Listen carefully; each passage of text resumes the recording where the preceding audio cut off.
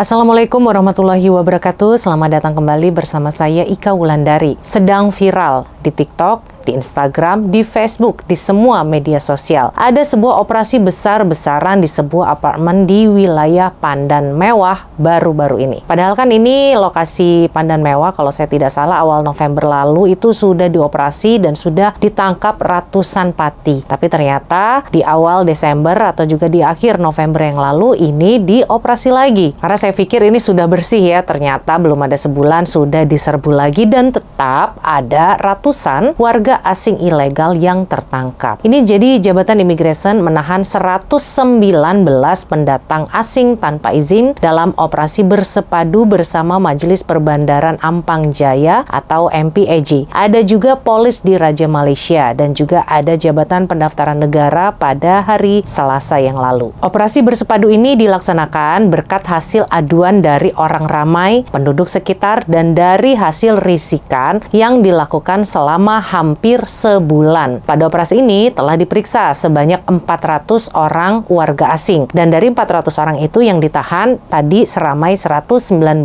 orang warga asing tanpa izin yang berusia dari 18 tahun hingga 50 tahun. Dan semuanya nih yang ditahan terdiri dari 89 warga Myanmar, 14 orang warga Bangladesh, 8 orang warga Nepal, 4 orang warga India, dan 4 orang warga Indonesia. Syukurlah ini hanya 4 orang aja ya dibandingkan dengan orang-orang Myanmarnya. Karena kalau yang saya tahu juga ya di Pandan Mewah itu banyak sekali orang-orang Myanmar. Kalau ada di simpang 4-nya gitu, ada yang jual manisan, ada yang jual asinan, jual tisu. Kebanyakan itu orang Myanmar. Ternyata mereka adanya di Pandan Mewah ini. Dan hanya 4 orang yang tertangkap ini artinya sudah tidak begitu banyak yang menjadi ilegal di daerah Pandan Mewah. Berarti sudah banyak yang punya permit atau sudah banyak yang pulang mengikuti program repatriasi migran orang Indonesianya. Dan dari hasil siasatan awal, kan mereka ditanya tuh, sewa rumahnya sama siapa? Mereka menjawab, ya dari warga tempatan. Ya iyalah ya, yang punya rumah pasti warga tempatan. Dan ada salah satu warga tempatan yang punya rumah di situ yang disewa nih sama warga ilegal yang ditangkap tadi. Ditanya apa alasannya menyewakan rumah ke warga asing tanpa izin. Dan Pak Ci ini usianya 60 tahun menjawab dan beralasan karena dia tinggal di rumah itu seorang diri. Sedangkan di rumahnya masih banyak kamar kosong. Jadi dia sewakan supaya dapat pemasukan. Ketika ditanya berapa menyewakannya, 1 bulan, 1 kamar dia akan sewakan seharga 300 hingga 500 ringgit. Dan Pak Ci itu mengatakan dia tidak tahu bahwa yang menyewa itu adalah seorang pendatang asing tanpa izin. Ya nggak mungkin ya kalau nggak tahu, itu kan cuma alasan aja. Kan kalau kita mau menyewa ruangan atau menyewa bilik harus ada identitas diri atau ada paspor gitu kan. Nggak mungkin nih Pak Ci ini tidak menanyakan paspor kepada si penyewanya atau dia menyewakannya kepada sembarangan orang tanpa ada identitas yang jelas. Dan kalau sesuai peraturan dari Imigresen kan Pak Ci ini seharusnya juga ditangkap ya, karena kan melindungi warga asing tanpa izin. Ya semoga aja sih Pak Ci ini juga dibawa ke mahkamah seperti layaknya 119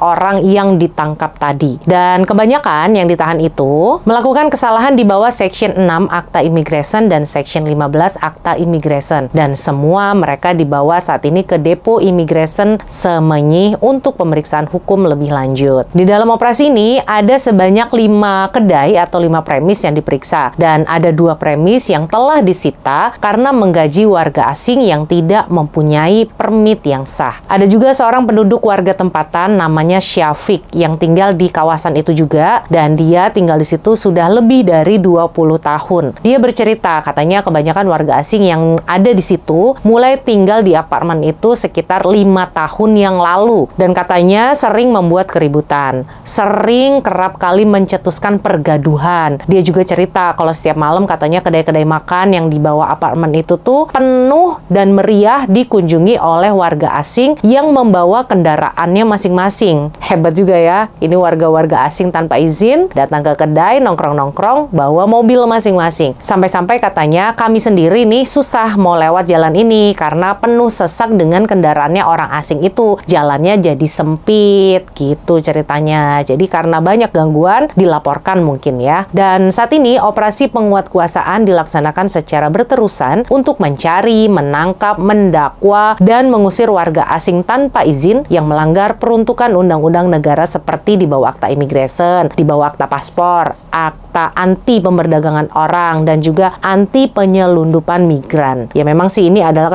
kesalahan yang biasanya dilakukan oleh Pati. Dan pada operasi ini, Imigresen mengatakan agar rakyat dan juga majikan supaya tidak melindungi pendatang asing tanpa izin. Jika masih dilakukan, maka mereka akan berhadapan dengan tindakan undang-undang. Ya untungnya sih di daerah rumah saya nih, di kondo saya ini tuh nggak pernah ada yang namanya bising, nggak ada warga asing yang membuat kegaduhan. Kan saya sendiri ini warga asing nih ya, tapi gimana kita mau ribut-ribut gitu loh, ketemu tetangga aja jarang, kenal juga kadang-kadang enggak, kadang-kadang aja sesekali ketemu di lift, dan itu pun nggak tahu dia ada dari lantai berapa gitu, tinggalnya nggak tahu. Di sebelah rumah saya nih contohnya, itu adalah orang Chinese, di sebelah kiri saya itu orang India, di depan rumah saya itu kalau nggak salah orang Arab gitu, dan agak ke kiri sedikit itu kayaknya orang Korea. Ya bertegur sapa, komunikasinya juga pakai bahasa Inggris ya, cuma basa-basi. Jadi kalau mau ribut, mau bikin kegaduhan, mau bising, kayaknya pening gitu ya kepalanya, disuruh mikir ngomongnya berantemnya pakai bahasa Inggris. Oke, ya udahlah ya. Semoga kalau ada penangkapan lagi nih, jumlah orang-orang Indonesianya semakin berkurang, semakin sedikit, dan semoga aja semakin tidak ada sama sekali yang ditangkap. Karena semuanya orang-orang Indonesia yang ada di Malaysia ini sudah punya permit kerja. Kita doakan bersama. Amin, amin ya robbal alamin. Oke, sekian saya Ika Wulandari undur diri. Wassalamualaikum warahmatullahi wabarakatuh.